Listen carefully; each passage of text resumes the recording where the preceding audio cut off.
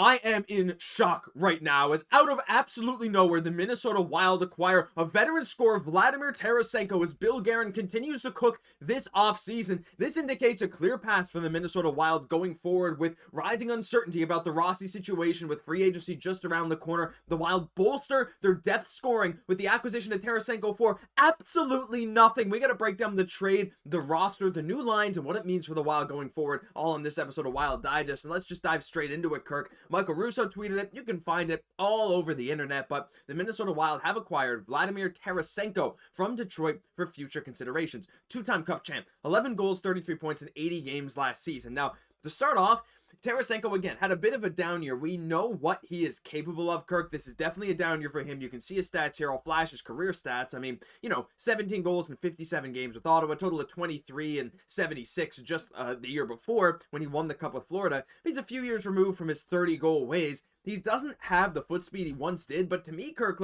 for the cost, which is future considerations, this is honestly a pretty good deal on not a terrible cap hit either. Yeah, it's something that the Wild needed. They wanted that veteran experience. That's a big thing that they've said they wanted. They want people who can win. You don't get that internal for the Minnesota Wild. We know that the AHL has been very tough over the past few seasons. So getting a guy like Vladimir Tarasenko, who was on the Blues for so long for a reason. He was a top talent there, two-time Stanley Cup winner.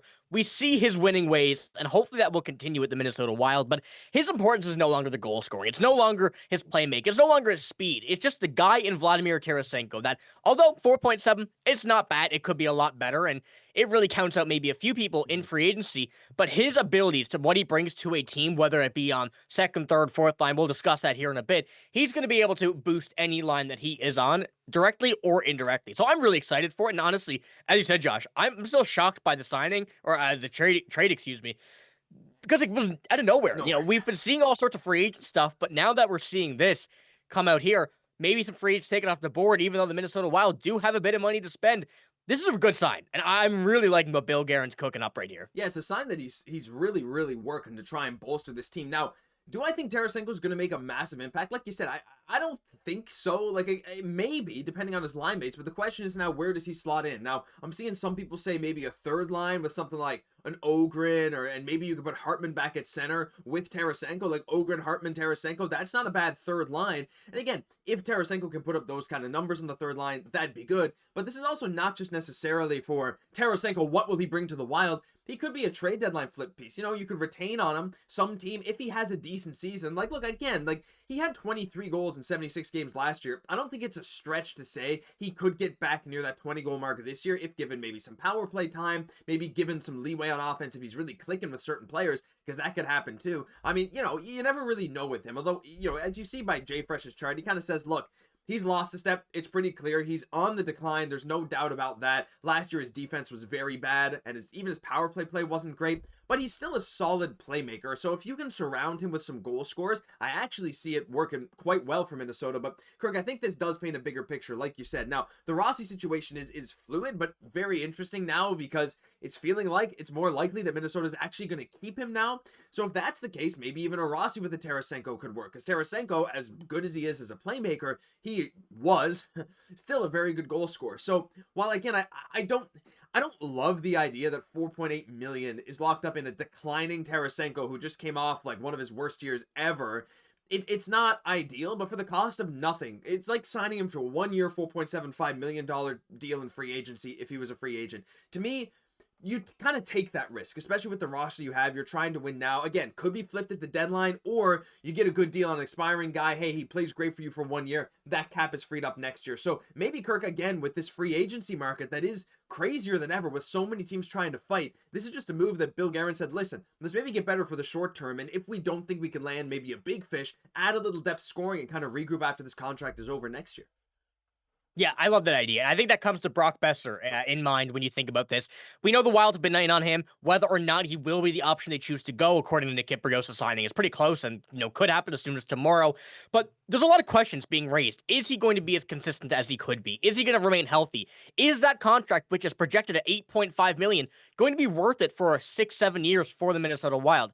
I don't think Bill Guerin is just overly comfortable giving that to Brock Besser right now, and I think it's a good idea. 1 year at 4.7 for a guy like Vladimir Tarasenko, who still has the playmaking, and you saw in the Jay Fresh chart as well, his playmaking, his goal scoring, his first primary assist, it is still there, and it is still not as what it once was in the 90s, but still a 73. You put him on the second line with Marco Rossi, and if you're intending on keeping him, putting him on the second line with whoever it may be, he still is going to have an impact there, and it's going to be a positive one regardless of the ideas that are going to come from it. And I think Bill Guerin has the right decision here. If you're not comfortable giving those big contracts to guys like Brock Besser in this instance, because he is the guy that I think we've all kind of spoken about, don't do it. If you're not 100% on it, don't try it. Keep it ready to go until next season. Save the money. You're going to have some money to spend. There's more free agents that are out there that you may want to be able to fill in some depth.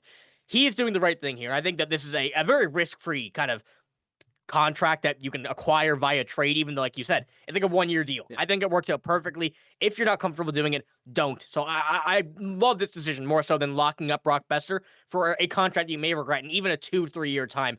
Very similar to a Parise and Suter-esque kind of situation. You don't want that happening again. No, I mean, I don't think we do at all, right? And again, still paying lower cap hit this year, but this is, again, the first time we have real cap space. But I think you made a good point there. It's like, just make a move that doesn't handcuff you long-term. If you don't believe in it, like I said, don't do it. But on that same vein here, like before we end off the video, we're talking about the future now. We're talking about the future of this offseason. We're looking at bringing in a guy like Tarasenko. We're looking at potentially, again, extending Rossi, or regardless, bringing in a Rossi replacement that's probably not going to be that cheap either. Do you think that this move indicates that Bill might be less active in trying to bring in a big name in free agency this year? Because put Besser aside, there are some holes on this team that still need to be filled. I mean, not necessarily filled, but could be improved upon if you really want to compete. Again, the defense market's not something we really need to deal with right now. Again, we traded away Declan Chisholm, and we now open that spot more so for Z-Boy, and we have a nice solid 7 defensemen there with Bogosian and Jiricek fighting at the bottom. That's great. But in terms of the forwards, it's like there's still some solid forwards. I mean, you could run a fourth line of Foligno, Trennan, and Hinostroza. That could work. But I still think that moving forward, again, Zuccarello's contract's expiring. Johansson's on this 1-year deal. It's like maybe they're looking more towards next year. So to me, Kirk, I will just say, I think this move actually makes it less likely that we'll see another big Minnesota Wild move this offseason. But I will say that all is building up towards next year being something big. Again, Kaprizov signing could very well happen this summer. I'm not saying that won't, but I don't think this is going to affect that. But again, looking at Johansson's contract is up next year. So is Zuccarello's. There's some stuff that needs to be done. Hinostroza even as well. I think next year we might be in for something even bigger than this year somehow. Yeah, that's what it's really looking like, because when it came down to it originally, before all these trades happened so far, and the Wild are still gaining cap space right now, they're trying to get as much as they can for tomorrow, but if you were to go sign Rossi, 7.5 around the projection there, you went and signed Boldy, Besser, 8.5 there. That's your entire cap space. The Wild have around 15, 16 million. If you went and got those two guys, you were out.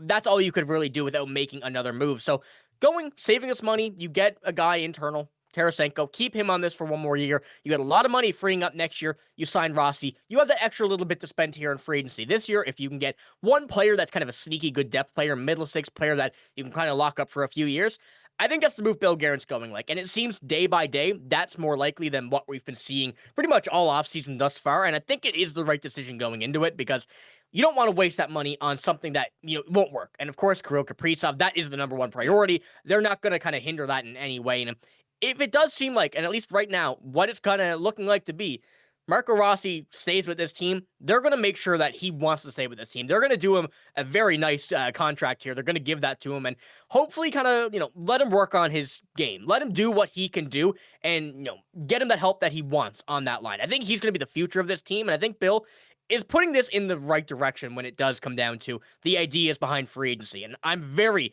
very okay with not making a big splash or a big risk here in this offseason. Yeah, big risk is what can handcuff you. But listen, we want to hear your guys' thoughts, because maybe you don't like this. Maybe you'd rather have this money free for something this offseason. Maybe Tarasenko doesn't move the needle for you, and I can understand that to some extent for sure. But hey, kind of like a 1-year low risk, maybe high reward move, but hey, we'll just have to wait and see. But regardless, that'll do it for this episode of Wild Digest. Hey, while you're watching this video, come back to this tab if you clicked away. Hit that free subscribe button, guys. We got all kinds of Wild news coming all offseason long, especially once free agency starts. I'm Josh Gosse, my co-host, Kirk Day. We'll catch you in the next one.